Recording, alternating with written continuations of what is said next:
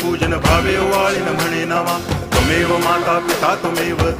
बंधुश्च सखा त्वमेव विद्या तरुणं त्वमेव सर्वं मम देव कायेन वाचा मनसेन्द्रियैर्वा बुद्ध्यात्मना वा प्रकृति स्वभावात् करोमि यद्यत् सकलं परस्मै नारायणायति समर्पयामि अच्युतं केशवं रामनारायणं कृष्णदामोदरं वासुदेवं हरि गिरिधरं माधवं गोपिकावल्लभं जानकीनायकं रामचन्द्रं भजे हरे राम राम